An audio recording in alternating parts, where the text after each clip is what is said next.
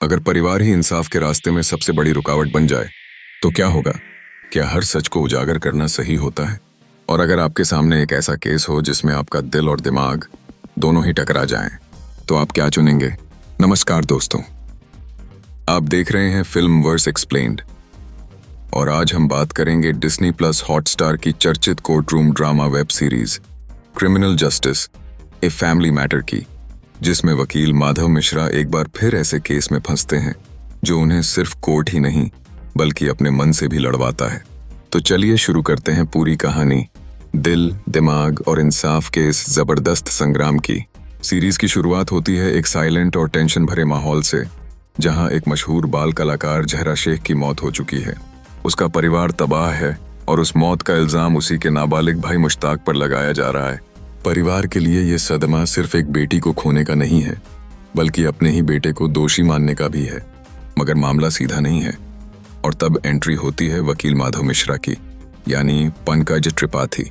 माधव मिश्रा को ये केस मामूली लगता है, एक और जुवेनाइल केस, लेकिन जैसे जैसे वो केस में गहराई तक जाते हैं उन्हें समझ आता है कि कहानी कुछ और ही है। पिता इरफान शेख, जो एक सख्त इंसान है, वो बेटे को बचाने की बजाय उसे सजा दिलवाना चाहते हैं। ये बात माधव को चौंका देती है, क्योंकि यहाँ केस जीतने से ज्यादा जरूरी हो जाता है सच्चाई और परिवार के जख्मों को समझना। माधव अपने स्टाइल में केस को देख रहे होते हैं, लेकिन ये केस सिर्फ कानूनी नहीं है, ये मानसिक और पारिवारिक पीड़ा से भरा हुआ केस है। मुश्ताक ने अपनी बहन जहरा की जान क्यों ली? क्या वाकई में वो उसका हत्यारा है या इसके पीछे कुछ और वजहें हैं? यहाँ सीरीज गहराई में जाती है।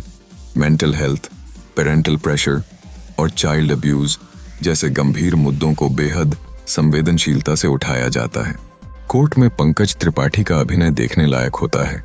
वो अपने अलग अंदाज में जज, पुलिस और विरोधी वकीलों को टैकल करते हैं। वो सिर्फ एक वकील नहीं बनते, वो एक मेंटर, काउंसलर और कभी-कभी एक पिता जैसी भूमिका निभाते हैं। उनकी ये लाइन बहुत भावुक कर जाती है, एक बच्चे को सजा देने से पहले उसके दर्द को समझना जरूरी होता है।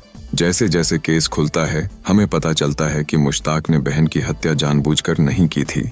वो मानसिक रूप से एक दबाव में था, बचपन से ही बहन के स्टारडम के नीचे दबा हुआ, खुद को नकारा समझता हुआ। ये एक इमोशनल ब्रेकडाउन का नतीजा था, एक ऐसा फूटता हुआ दर्द जिसे किसी ने कभी समझा ही नहीं। अंत में माधव मिश्रा न सिर्फ मुश्ताक को सजा से बचा लेते हैं, बल्कि कोर्ट को ये समझाने में भी कामयाब होते हैं कि हर अपराधी दोषी नहीं होता और हर गुनाह का इलाज जेल नहीं है। कोर्ट मुश्ताक को सुधार गृह भेजता है, ना कि जेल। पर कहानी यहाँ खत्म नहीं होती। यह हमें एक आईना दिखा जाती है कि अगर बच्चों की आवाज न सुनी जाए तो वो एक दिन चुपचाप चीख उठते हैं।